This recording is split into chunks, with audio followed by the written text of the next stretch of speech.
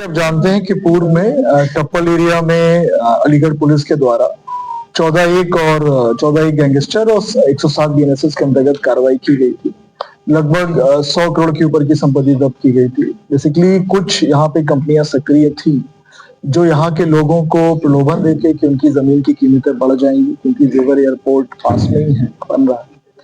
और एनसीआर के कुछ लोगों को, जो इन्वेस्टर्स को यहाँ लेकर आते थे कि यहाँ पे जमीन की कीमत बढ़ जाएगी, ये लोग वीकेंड पे आते थे, ये लोग टेंट लगाते थे और प्रेजेंटेशन करते थे और ये बताते थे कि अगर आप यहाँ पे प्लॉट खरीदोगे और प्लॉट की कीमत अप्रत्याशित रूप से आगे बढ़ जाएगी। तो उसमें कई लोगों के साथ उन्होंने फ्रॉड किया था।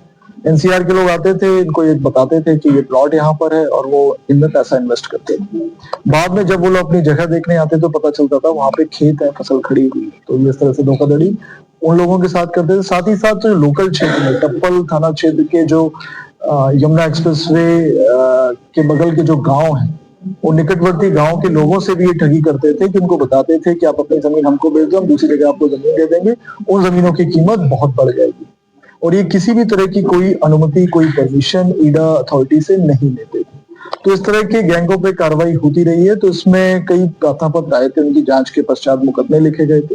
3 मुकदमे इस गैंग जो कि पकड़ा गया, जिसके बारे में ये पीसी फ्यूचर की होम जोन एक पर्टिकुलर एक कंपनी है, जिस कंपनी के 3 डायरेक्टर थे, डायरेक्टर धर्मवीर यादव, डायरेक्टर विष्णु शर्मा और डायरेक्टर पवन झा। इनके खिलाफ पहले मुकदमे दर्ज किए गए, उसके बाद गैंगस्टर एक्ट की कार्रवाई की गई थी। इस साल की शुरुआत में इनके विरुद्ध में गैंगस्टर एक्ट का मुकदमा दर्ज किया गया था और उन्होंने जितनी भी इनकम अर्जित की है इस फ्रॉड से, इस पर्टिकुलर मॉडस ऑपरेंडी से, उसको जिला प्रशासन ने आज कुर्क किया है। प्रॉपर्टी लगभग 35 करोड़ 28 लाख की थी।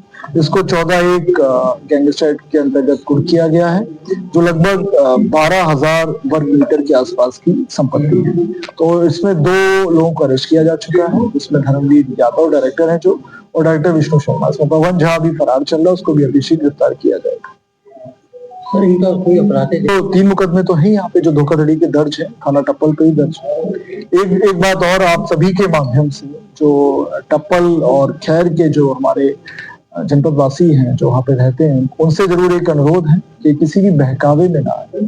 जो बाहर के लोग आके वहाँ पे टेंट लगाते हैं और टेंट लगा के प्रलोभन देते हैं कि आप अपनी जमीन बेच दो, हम आपको यहाँ पे जमीन उपलब्ध करा देंगे, आपका इतना मुनाफा करा देंगे, तो किसी की बहकावे में ना आए। अपने विवेक का इस्तेमाल करें और प्रॉपर छानबीन जरूर करें। पुलिस से भी संपर्क करें, जिससे कि आपकी जो जमीन है और आपकी जो मेहनत की कमाई है वो कहीं चली ना जाए और कहीं आपके साथ लार्ज स्केल पे ठगी ना हो पाए। इसका विशेष आप लोग ध्यान रखें, क्योंकि जमीन बहुत इंपॉर्टेंट है।